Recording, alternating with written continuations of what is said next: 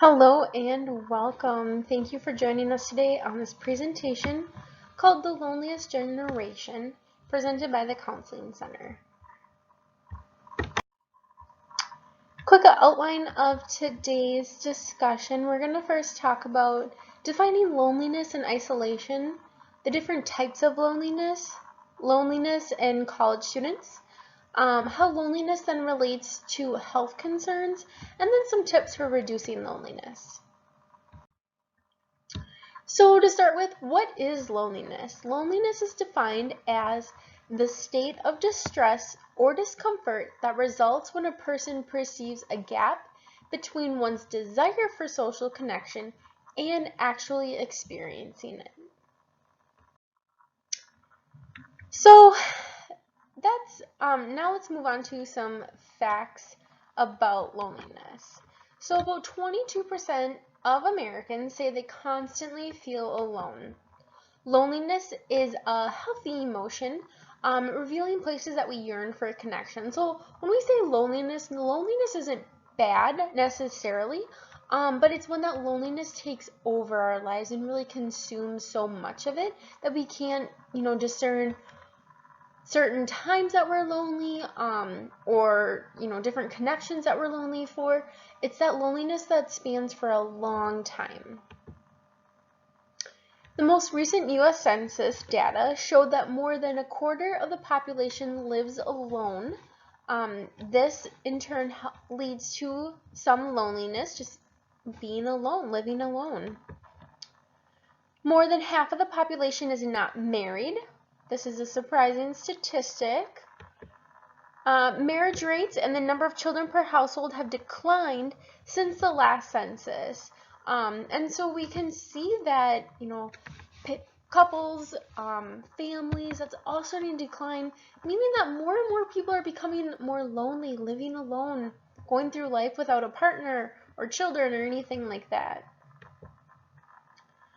Close friendships and meaningful social interactions have grown to be more rare over the last 2 decades. This is really surprising when we look at it.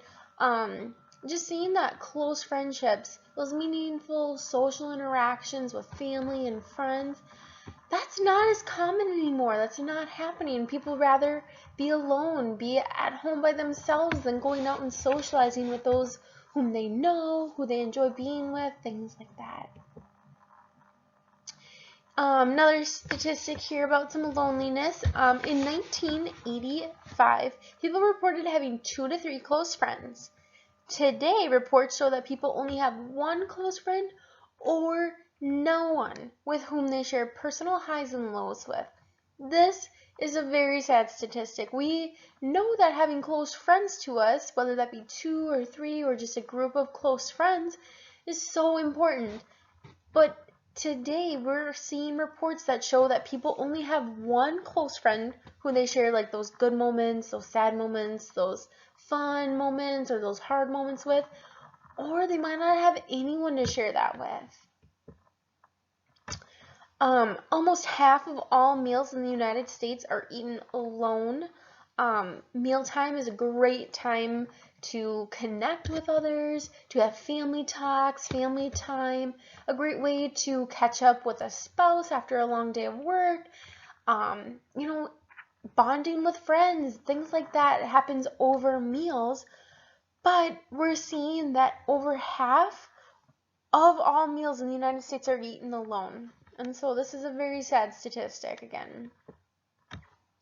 And then loneliness and social isolation are twice as harmful to physical and mental health as obesity. And so when we compare, cases of obesity, and like the physical and mental problems that come from that, that doesn't even pale in comparison to some of the side effects that loneliness and social isolation have to those same findings. And so loneliness, social isolation really do affect a person's physical and mental health.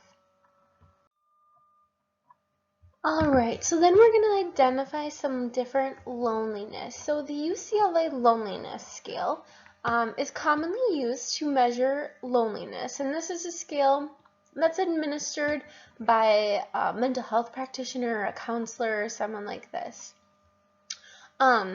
So what this scale is a 20-item scale that asks individuals about a range of feelings or deficits in connections, and including how often they feel a lack of companionship, how often they feel left out, feel maybe in tune with the people around them, how often they feel outgoing and friendly, and even how often there are people that they can turn to, like those people that they can confide in or share those highs and lows with.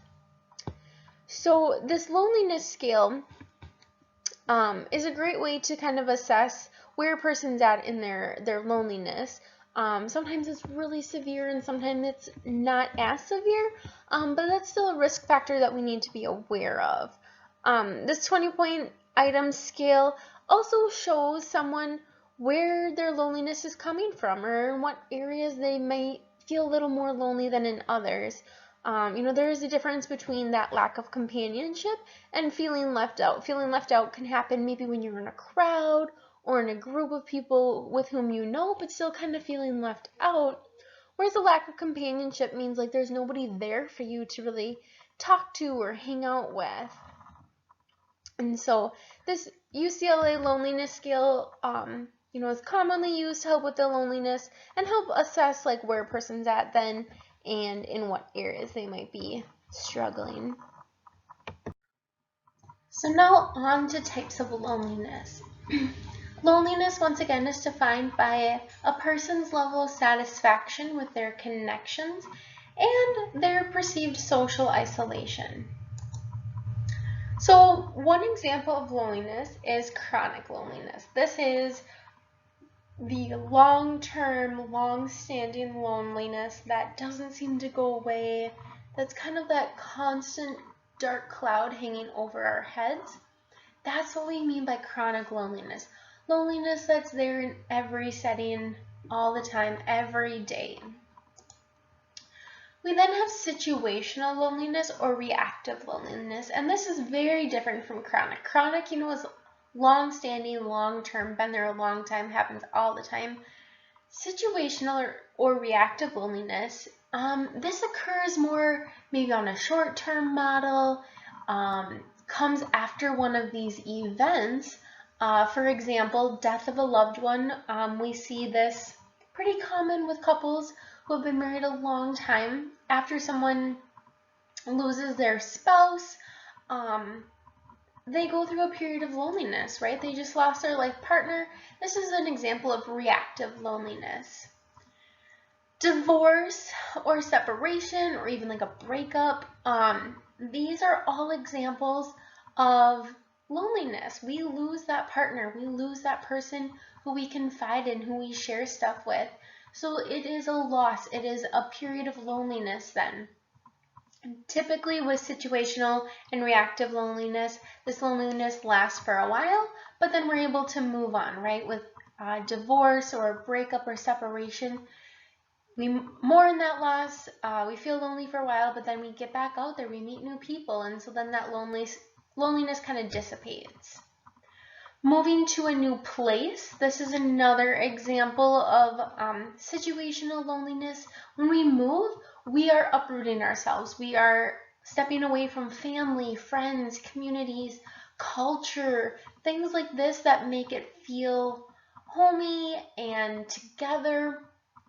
And then we have to recreate that. And before we can recreate that, we go through that period of loneliness. Before we make new friends in that new place, we're gonna be lonely. And so this would be another example.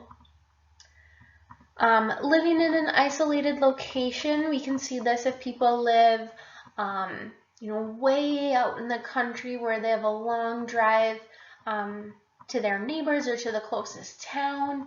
People who travel by boat, long distances and stuff, they're on that boat by themselves, and so they're really isolated, living up in the mountains, living somewhere that doesn't have anyone around you, with little contact out. This can be through, poor internet connections, just not being physically close to anyone. This is a type of loneliness. Impaired mobility, this would be like not being able to get out of your house or get out and associate with other people because of a disability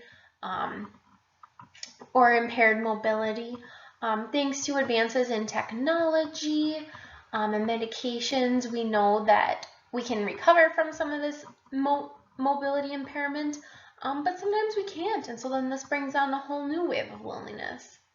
And then other situations, right now, COVID-19 is pretty precedent with the stay-at-home orders, the, not allowing gatherings of people.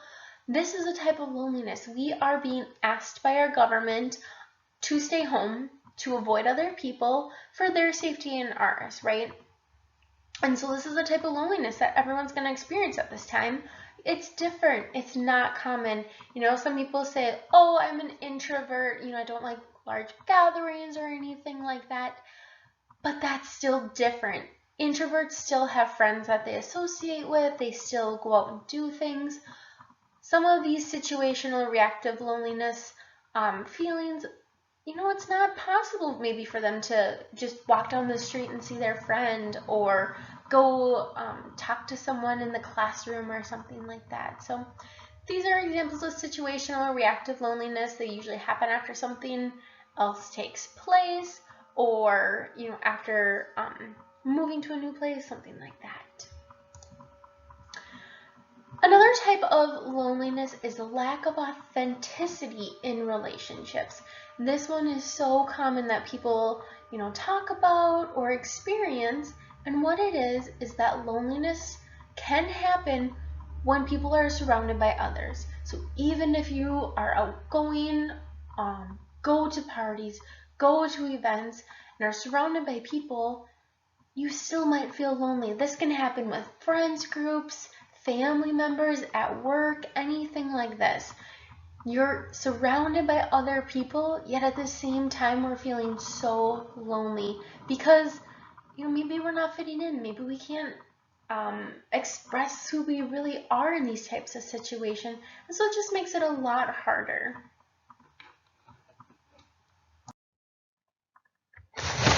So how does loneliness relate to college students?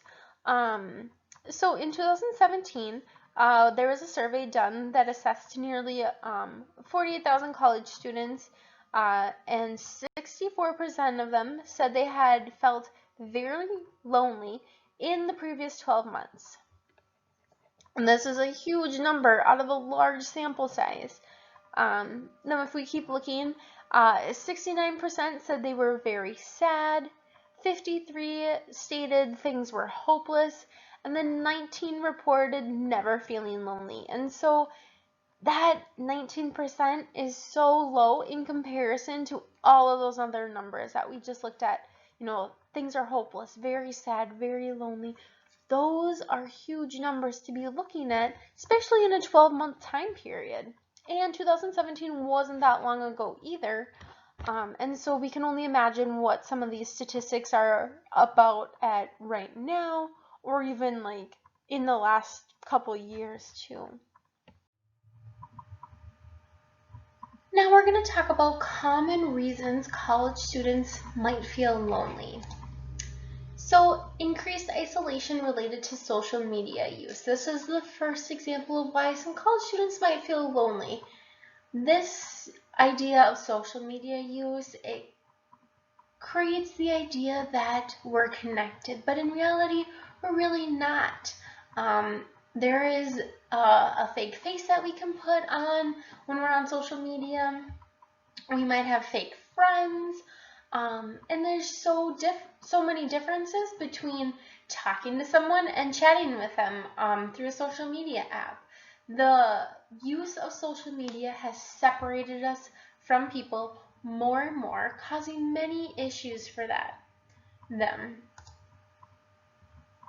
More college students today have pre-existing mental health conditions. So what we mean by this is before students come into the college setting, they already have seen a counselor or seen a doctor about something that they're dealing with, whether that be anxiety or depression or something else.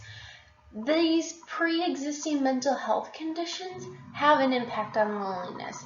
If we think of someone who comes into college with maybe some anxiety, that anxiety is going to create more issues for them when maybe making friends or talking to someone in their classroom, things like that. And so having a pre-existing mental health condition is another reason why students might feel lonely. Diversity makes a difference. Research shows that college students of color are almost twice as likely as those white students to feel lonely. So it just goes to show that everyone is impacted by loneliness. It's not just, the white Americans, but everybody.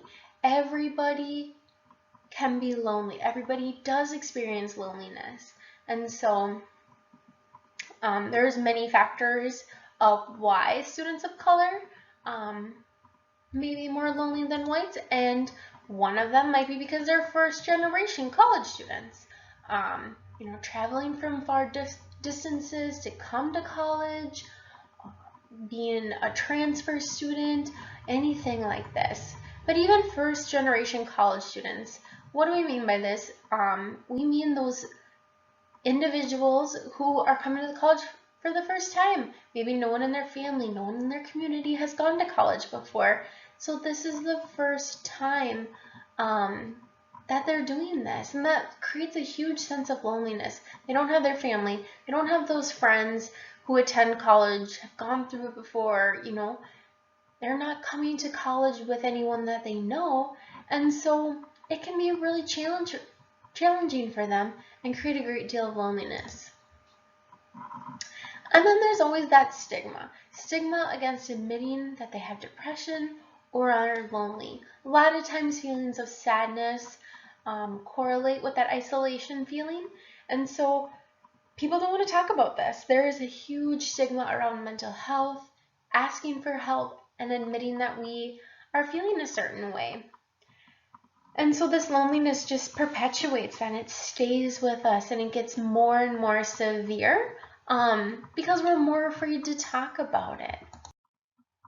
Continuing on here with some other reasons, the unrealistic expectation to make friends. A lot of times people have this unrealistic expectation that they're going to come to college and make a ton of friends right away, especially during that first week. Like, they think they're going to be best friends with everyone in their classroom, everyone on their floor, anyone that they live with. But this unrealistic expectation creates a lot of loneliness, especially if we don't make those connections, especially if that random person we talk to in the dining hall we never see again. This loneliness then follows us. Living in segregated cohorts or dorms, sometimes depending on your major, you might be in a special floor or a special dorm dedicated to that. Like, I think nursing is a great example of that. When you're living on the floor with all these other people who are in your same major, maybe who are the same gender as you, this creates a great deal of loneliness. There's no diversity. There's nothing different from the person right down the hall from you, and so it can feel really lonely and isolating. Another example is moving away from home for the first time. We know as either first generation college students or just as a college student in general, leaving your home can be hard. We're leaving families, we're leaving friends, communities, classmates, maybe family pets, things like this. For the first time, we're going out there on our own and we're trying to find our way, find friends, find a new home for ourselves in college. And this can create a lot of loneliness, especially if we can't go home all the time. Maybe home is too far away, or we just are unable to get there all the time. This does create a lot of loneliness for college students. Roommate issues goes a lot with the unrealistic expectations to make friends. A lot of times college freshmen move into the dorms thinking that their roommate is going to be their best friend. But this is not always true, And maybe it starts out that you guys are friends, but then an issue happens and this causes more issues than you would have expected. And so instead of having that person to talk to every day or hang out with, now there's this empty gap, this loneliness. Maybe the issues were so bad that one of you moved out and now you're living alone. This is a different type of loneliness than, from a different type of situation that we're dealing with. So it creates a lot of loneliness. Avoiding social interactions. A lot of times when people are feeling anxious or uncertain or feel like they don't have anyone to talk to, they might avoid social interactions altogether. It's a pretty common thing to do, especially in college.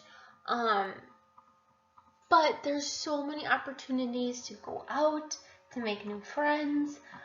So avoiding social interactions is actually going to perpetuate our loneliness, make it worse, make it more long-standing, things like this.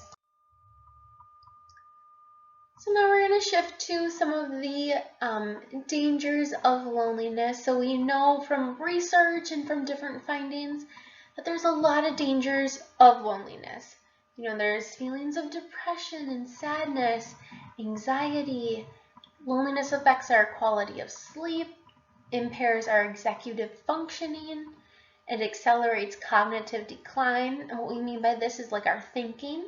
So as a college student, we don't want that, right? We want to be able to focus our time and our energy on our academics, our work, things like this, not on how lonely and sad we are.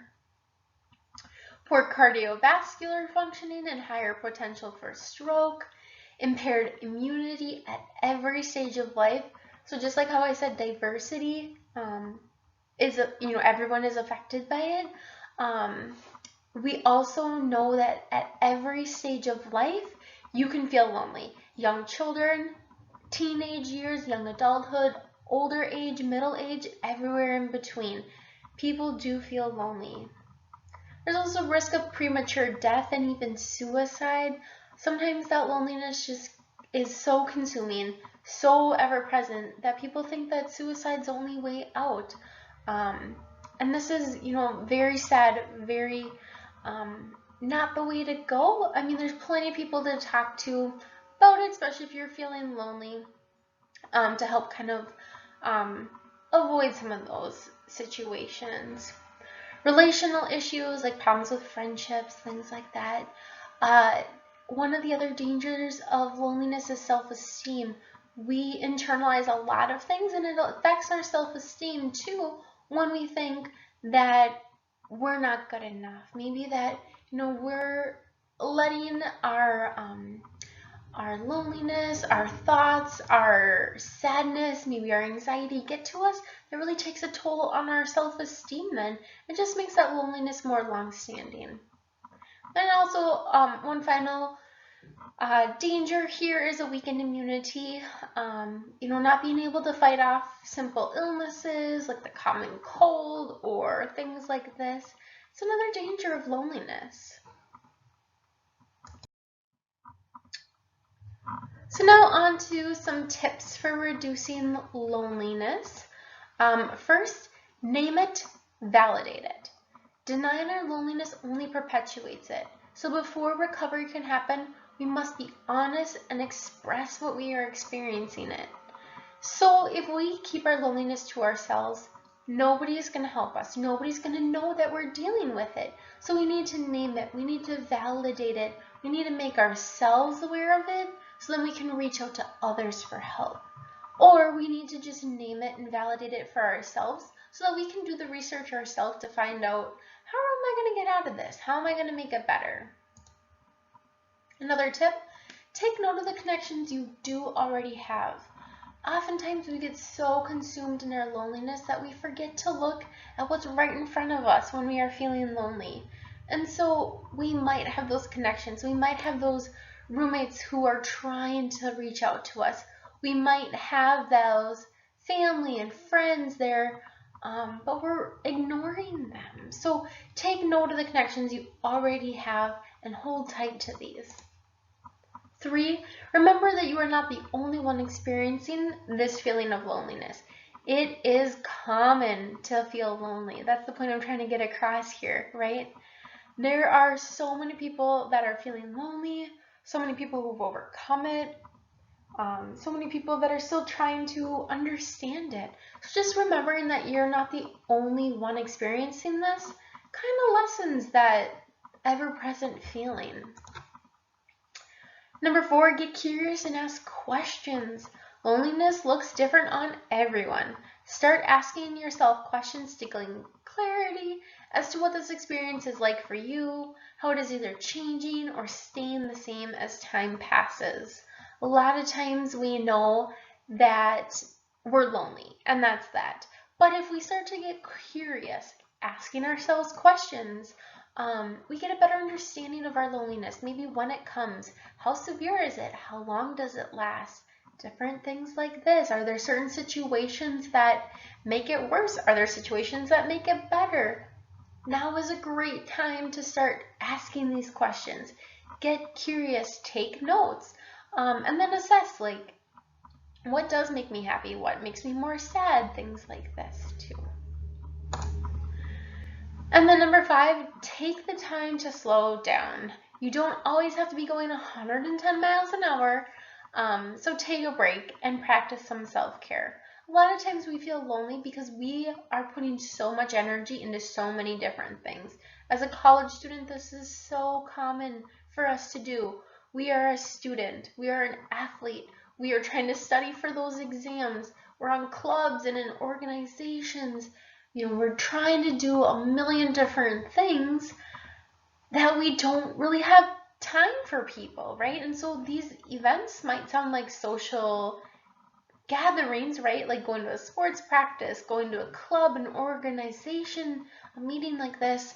There's other people there, but if we're so focused on what's coming next or on what we need to get done or do during this time, we're not taking in those social connections or interactions.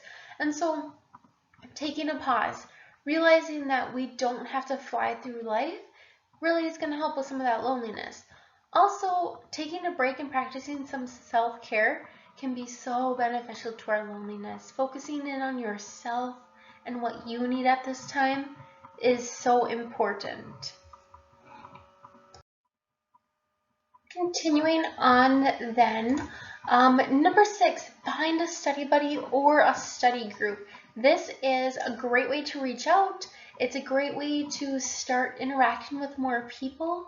Finding someone to study with, whether that's one person or a small group, can be so beneficial. We're accomplishing several things, right? We're getting our homework done, maybe we're studying for tests, we are understanding the material better. Maybe we're the one tutoring somebody else, and so then it's maybe a part-time job, or that feel-good feeling of helping someone else. So we're accomplishing something, plus we're interacting with someone. We have something to look forward to. Maybe the study group meets once a week or twice a week.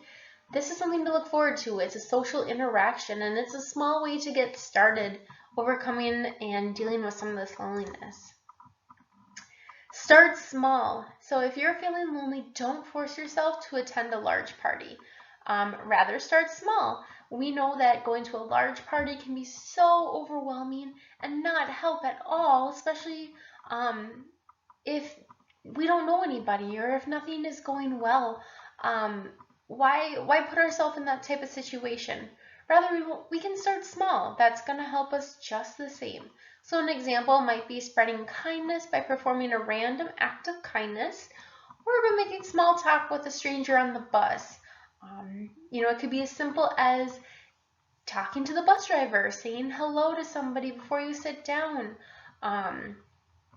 Anything small to reach out, to talk to somebody, to put a smile on your face, right? Positivity, that brings so much to us, and that's such a good feeling to have, and then share with other people too.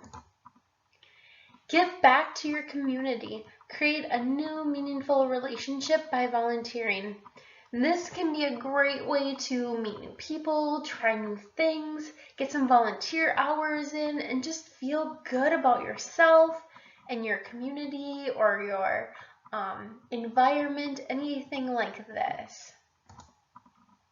Join a club. There are so many clubs on campus, organizations, different things you can be a part of, and whatnot. Better place to try a bunch of these.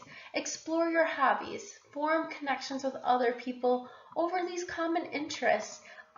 Maybe you don't realize that you like to play chess. Maybe you don't even know how to play chess, but by joining chess club, this could be a great way to meet new people, try new things, create a new hobby, things like this.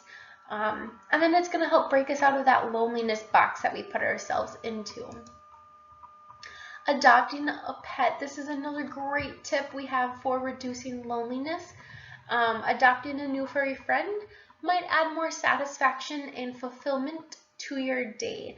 Having someone to care for. This pet could be as simple as a goldfish or a cat, a dog, a parrot, anything really. But this new friend brings a lot of joy and excitement and fulfillment to your day and some responsibility. And so if you're feeling really down and sad, this might be a great idea too. Continuing on, we have check your social media use. Remember how I said a couple slides back that social media is causing a lot of problems for us? And that's because social media may be the driving force behind some of our loneliness and depression. Having fake friends, really not having anyone to talk to. If all you do on your social media is just continuously scroll and see all these other happy people doing things, that's not going to do any good for us. So maybe limiting social media, deleting some apps or accounts that you have that maybe don't bring about a good feeling. This is a great way. We want to be real and authentic in our relationships, and so what better way than creating real friends than Facebook friends or something like that. Try pushing yourself. Sometimes when we're feeling really kind of isolated, lonely, or sad, we just sit in it, right? And we don't go out, we don't do good, we don't do things. So try pushing yourself, try something new. Saying hi to that bus driver or some stranger in your classroom, or, like someone you don't know in your classroom. These might be great ideas to try, just to push yourself a little bit, try something new. This might be one way to start reducing some loneliness. Don't turn down plans. If you're feeling lonely and someone invites you to the football game, go. Someone wants to hang out with you, do it. They asked you for a reason, and so don't turn this down. Even if you go for a little while and then decide to come back home, that's all right. At least you went for a little while. But if you constantly turn people down when they want to make plans with you or hang out with you, eventually they're going to stop inviting you, and then that loneliness is just going to be ever more present. So try not to turn down plans. Get active. So research shows that physical activity actually helps those feeling sad and depressed. And so activity, exercise, it can be as simple as going for a walk, going for a swim or a bike or a hike, rock climbing, anything like this. Physical activity helps those feelings of sadness and depression, which then lead to loneliness. Plus, you might find a friend in the gym lifting weights. You could find someone to walk with outside. These are great examples of ways to reduce loneliness. And then finally, work with a mental health professional. Sometimes we can't get out of this dark spot on our own, and professional help is needed. And that's perfectly okay. That is why we have professional help. That's why we have counseling available to students to help with this. Maybe you tried all these tips and nothing seems to be working, and now it's time to talk to someone. Forget about that stigma. Forget about, the awkward feeling of going and talking to someone. Go try it. See how it can help you. So that's the presentation we have here on loneliness. We do hope that it helped. You get some ideas on how to reduce some of that loneliness and start to feel better.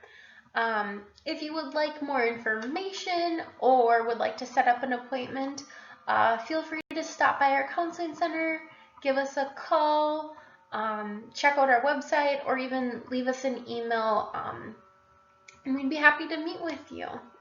But other than that, thank you for listening to this presentation, and have a great day.